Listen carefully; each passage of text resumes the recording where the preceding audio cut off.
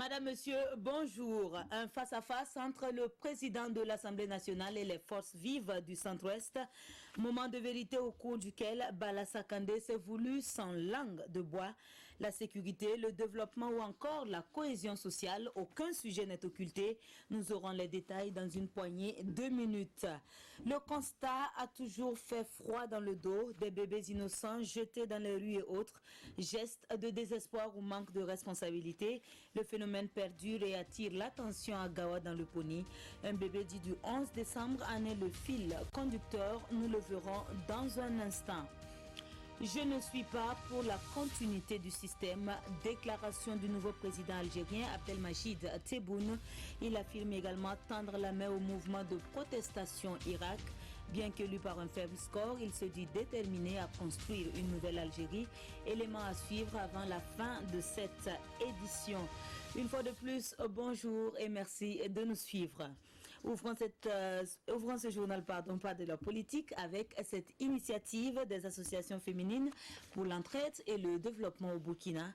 C'est un meeting de soutien qui a été choisi pour traduire au chef de l'État leur reconnaissance pour les actions de développement posées et traduire aussi leur soutien aux forces de défense et de sécurité.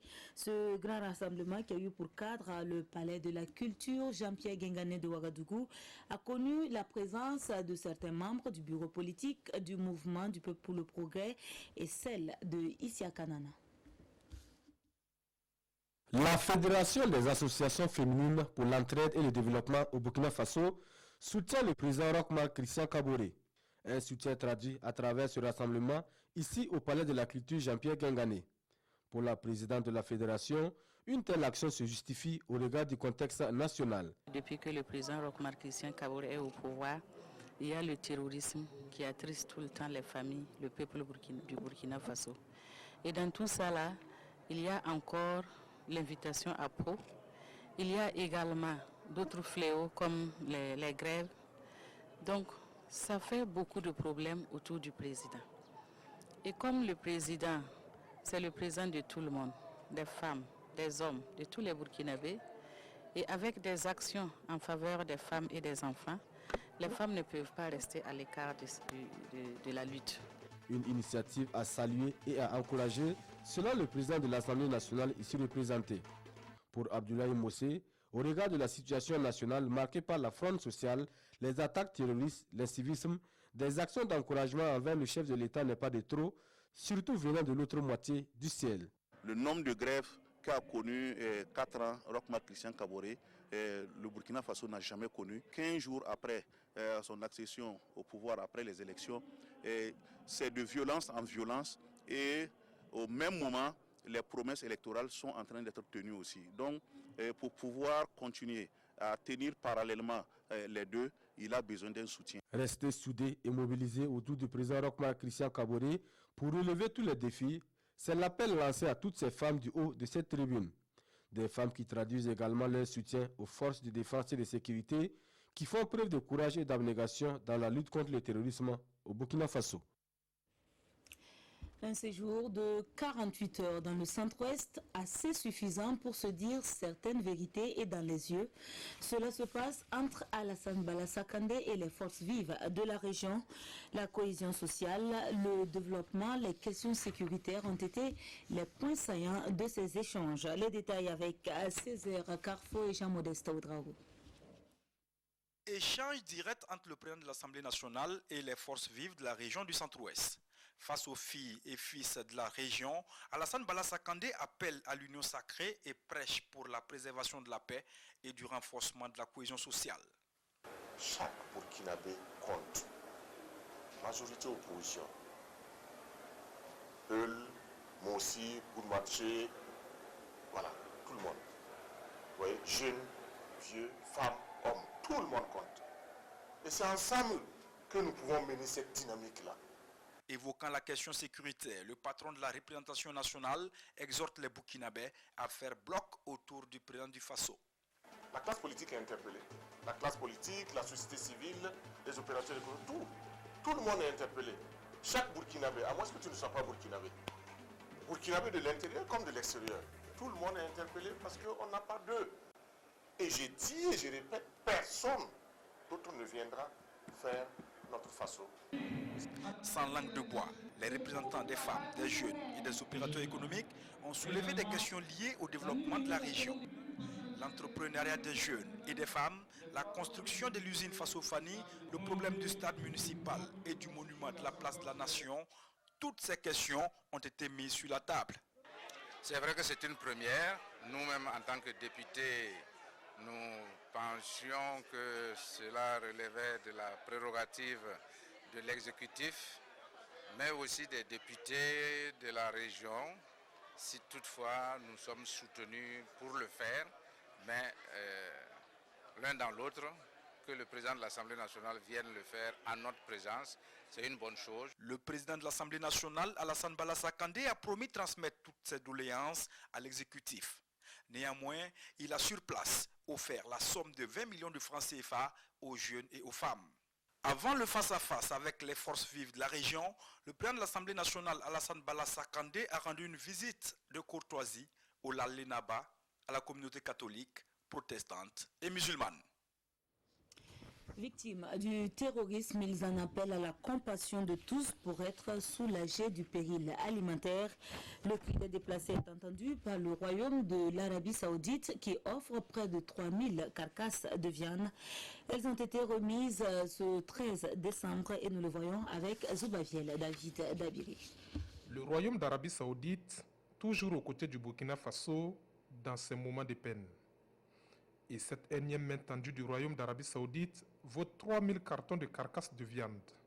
Un don destiné aux déplacés internes, victimes d'attaques terroristes et aux personnes vulnérables du Burkina Faso.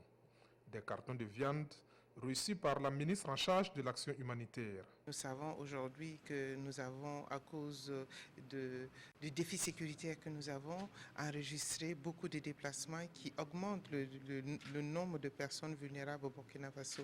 Donc nous sommes là et pour recevoir ce don venu d'un pays ami et nous leur disons merci. Nous allons essayer par l'intermédiaire de nos relais, atteindre quelques familles démunies parce que vous savez que 3000 cartons sur 20 millions de Burkinabés, dont 1 500 000 de personnes vulnérables que nous avons aujourd'hui en statistique. Sur le plan de réponse d'urgence, nous avons 1 200 000 personnes à répondre selon l'insécurité et la vulnérabilité. Vous vous rendez compte qu'on ne va pas sentir ce don, mais il est important de dire que ce geste est important parce que ceux qui vont bénéficier de ça, cela va permettre d'enrichir l'alimentation de ces personnes. C'est un geste qui, selon la ministre Laurence Marchal, vient renforcer les liens de coopération entre le Royaume d'Arabie Saoudite et le Burkina Faso. Ils ont aussi été victimes de l'insécurité dans une autre forme, celle de la non-responsabilité de leurs auteurs. Conséquence, on les retrouve dans les rues, devant les concessions, sur des détritus appelés poubelles, ou pire, souvent dans des fosses septiques. Nous parlons là des bébés abandonnés, à peine nés, ils sont livrés à la dure réalité de la vie. Désespoir ultime ou inconscience, du reste, les causes ne sont pas inconnues.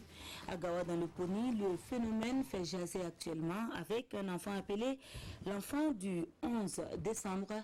La raison, la situation provoquée par les travailleurs temporaires dans les localités abritant les festivités. Détail dans ce reportage plein d'émotions avec Elvis Tuina et Sié Judikaël Poda. Les faits se déroulent le 17 août 2018. Un bébé est retrouvé par des enfants sur cette colline à la périphérie de Gawa, attaqué par des fourmis. Moins de 48 heures après, la mère est retrouvée par la police. Âgée de 18 ans quand on l'interviewait, cette fille-mère vit désormais avec son enfant après avoir passé quelques mois en prison pour ce forfait. Au moment de son interpellation, elle affirme sans détour avoir jeté un bébé. On a venu dire qu'on a vu un enfant dans la colline, mais qu'on a dit que c'est mon enfant. J'ai dit oui, j'ai dit j'ai couché un enfant en tout cas. On m'a flatté d'aller jeter un enfant. J'ai dit c'est mon enfant. Cette jeune fille soutient avoir accouché toute seule pour sa première expérience à son domicile. Et c'est une motivation insufflée par une inconnue venue l'assister qui l'a conduit à se séparer de son rejeton. J'ai couché sur le plus léger l'enfant là. Je suis allée là. C'est l'enfant qui a écouté le cordon. Et c'est elle qui est venue te dire que l'enfant n'est pas bon. Elle t'a dit pourquoi l'enfant n'est pas bon? Que l'enfant là est mort. Que de prendre à le jeter, que l'enfant là n'est pas bon. C'est moi-même qui ai pris à le jeter. Je l'ai déposé dans la colline. J'ai mis ça dans le pain. Âgée de 16 ans, quand elle contractait la grossesse, elle vit depuis avec son grand frère qui assume la charge de sa sœur et de sa nièce. Selon lui, le père a reconnu la paternité de l'enfant sans pour autant agir en fonction de ses responsabilités. Moi, je demande à ma petite sœur, et chez le monsieur là, il t'appelle. Il y a souvent il dit oui, il y a souvent il dit non. Mais je lui ai demandé combien de... Il a déjà donné l'argent de prendre, payer avec des sarons ou des condiments. Souvent il dit 5 000. Voilà. Mais si elle a donné l'argent, elle va me demander s'il ne donne pas l'argent, c'est pour cela, il ne donne pas l'argent. Ce que le monsieur a fait, c'est pas bon. Comme il ne vient pas, ça veut dire, bon, l'enfant là, ou bien la femme là même, lui il ne veut pas la femme là avec l'enfant là, c'est pour cela qu'il ne venait pas.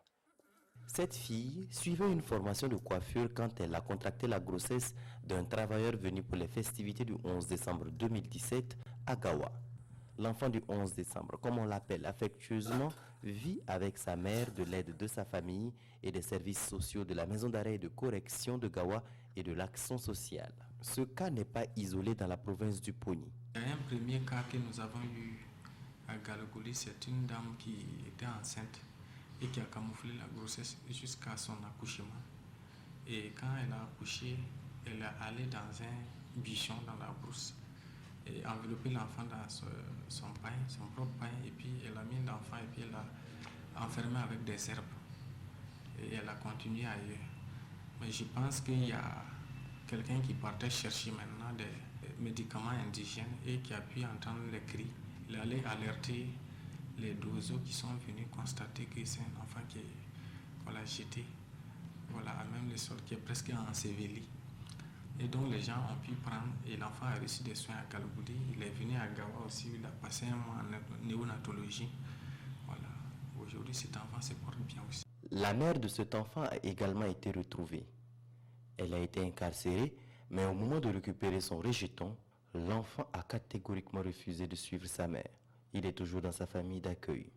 Pour éviter ces cas d'abandon d'enfants, il faut, selon les services sociaux, s'appuyer sur la prévention et la responsabilisation des jeunes, surtout sexuellement actifs. Vivement un retour à l'humanisme dans les cœurs. Actualité plus reluisante, le salon du prêt-à-porter africain de Ouagadougou, le CIPAO, s'est ouvert ce 14 décembre pour sa 3e édition et jusqu'au 23 décembre, il y sera fait la promotion des stylistes et créateurs africains. Leur savoir-faire est d'ailleurs exposé à la place de la nation de Ouagadougou. Urbain Benito Somé et Adama Koulibaly y ont fait un tour et voici leur constat. C'est ainsi parti pour la 3e édition du CIPAO, le Salon international du prêt-à-porter africain de Ouagadougou. Les visiteurs ont donc 10 jours pour découvrir le savoir-faire des créateurs africains et surtout burkinabés. Il s'agit à travers ce salon de valoriser la créativité des stylistes basés sur les produits locaux tels que le faso d'Anfani ou encore le kokodonda. En Afrique, au Burkina aussi, on a beaucoup de couturiers, de créateurs qui sont talentueux. Mais comment faire pour les retrouver? Donc ce salon, le CIPAO, regroupe tous les créateurs burkinabés et africains pour pouvoir voir un peu, savoir ce qu'ils savent faire. Parce que le salon, le prêt-à-porter africain, nous sommes obligés de le faire. Sinon, c'est des devises qui sortent. Je fais du masculin, je fais uniquement du masculin. J'essaie de mettre en valeur tous les produits, tous nos produits locaux tels que le faso d'Anfani, le kokodonda que vous allez voir tout de suite ici. J'essaie de valoriser nos produits locaux. Voilà, mélanger à du coton, du jean et puis bon voilà. Outre la promotion des créateurs, cette activité vise aussi à renforcer la chaîne de valeur de la production des pains made in Burkina. Le métier de prêt-à-porter, ce n'est pas seulement ce que nous voyons à la boutique au final, c'est tous ceux qui y concourent, les femmes qui tissent, ceux qui font la broderie, tous les petits métiers liés donc à ce monde de la mode-là. Et nous sommes dans une logique qui veut que nous puissions créer de la richesse et surtout donner la chance à tous ces créateurs d'avoir un marché. Et les acteurs ont présenté un avant-goût de ce qu'ils proposent aux visiteurs de la 3e édition du CIPAO.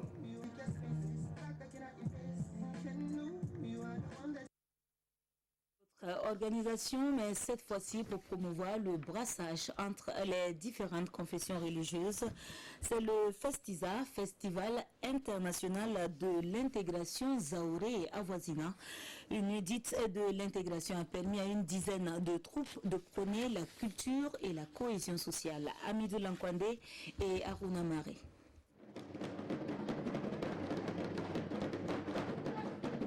La troupe Yamlazodo de Dimistenga s'offre pour la deuxième fois la première place dans la catégorie poule adulte du Festival international de l'intégration Zaoré et Avoisinant édition 2019. En catégorie poule jeune, c'est la troupe Walarme Malaray du Conguin qui se hisse sur la plus haute marche du podium. C'est au cours de cette nuit aux couleurs arc-en-ciel pour magnifier la diversité culturelle et l'intégration communautaire. Un événement comme celui-là est un bon tremplin. Bonjour et merci de marquer votre présence à Débat de presse ce dimanche. 5 sujets convoqués au débat. Composé de diversité, appelés à former un même peuple. Ils ont pris les remarques lors des formations techniques des encadreurs de troupes. La moyenne, c'est acceptable, 14 et 15 pour les premiers. Voilà, je crois que personne n'a raté la moyenne et c'est la preuve que le niveau a haussé. 14 troupes au total se sont défiées sur la scène du Festisa 2019. Des artistes catholiques, protestants et musulmans se sont également produits à la faveur de cette 13e édition.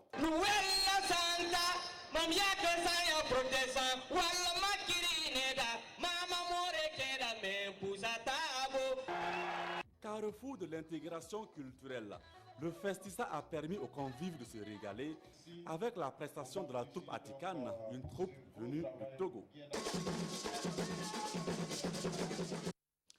Le thé noir valorisé pour un encouragement à l'abandon de la dépigmentation. Et voici la naissance de Miss Eben Faso, première édition. 8 candidates y ont pris part et c'est Adizetou Aïdara qui a tapé dans l'œil du jury. Bernard Koumelem et Beleman Nestor Atoui. De la beauté naturelle pour magnifier la femme africaine. Elles sont 8 candidates composées de 7 étudiantes et une élève sélectionnées sur la base de leur teint naturel pour défendre la peau noire. L'idée est née d'un constat et vise à interpeller la société. C'est à travers la dépigmentation des enfants que j'ai eu ce cri de corps et je me suis dit il faut attirer la sonnette d'alarme parce que les grandes personnes sont conscientes, elles savent ce qu'elles font, mais les enfants ne leur imposez pas. Ne leur imposez pas ce truc parce que vous faites des ravages autour de vous, vous faites des ravages dans vos foyers, vous faites des ravages dans vos poches. Au-delà des défilés en tenue traditionnelle et en tenue de nuit, les candidats doivent associer l'éloquence à travers des messages de sensibilisation pour convaincre le jury. Elles avaient quand même un niveau d'instruction assez élevé. Elles étaient à l'aise pour s'exprimer parce que pour la plupart du temps, les candidates, elles pêchent beaucoup à ce niveau-là. C'est le noir qui gagne. J'invite mes sœurs à garder leur teint naturel car le noir est beau. Soyez fiers de qui vous êtes. Arrêtez la dépigmentation car c'est un vice pour notre société. Afin de prôner la peau noire qui est notre identité culturelle. Cette première édition de promotion de la beauté naturelle a été un pari réussi selon la promotrice malgré la modicité des moyens. Pour la deuxième édition, son souhait est de voir la femme africaine s'accepter noire et naturelle pour préserver sa dignité et sa santé. Destin peu envieux qu'est celui d'Amina, victime de pratiques ancestrales et vivant dans la souffrance. Une histoire fiction qui touche aussi à une réalité sous nos yeux. Les larmes d'Amina sont comptées et mises en scène par Thérèse Bambara, comédienne et aujourd'hui réalisatrice. Le film a été lancé le 10 décembre dernier à Tinkodogo à la faveur de la fête de l'indépendance. Quelques séquences avec Olopoda. L'histoire commence dans un village où un couple s'est vu obligé de se débarrasser de leur petite fille Amina. La raison, Un devin aurait, avec la complicité de l'ami du père de Amina, prédit que la jeune fille serait porteuse de malheur pour sa famille. Maltraitée par les siens, Amina sera contrainte de quitter le village pour la ville avec le rêve de devenir comédienne de cinéma. Là aussi, les choses vont se compliquer. Amina retourne au village avec une grossesse pour laquelle son petit ami Rachid va la regarder. C'est l'ami même du papa qui avait créé tout ça. Il savait que l'enfant allait porter la chance dans la cour. À cause de la jalousie, il a tout planifié. Donc il a tout fait et détruit la famille, détruit le papa, pousser le papa à détruire sa propre fille. En fait, cette histoire, ça se passe dans beaucoup de villages, c'est réel.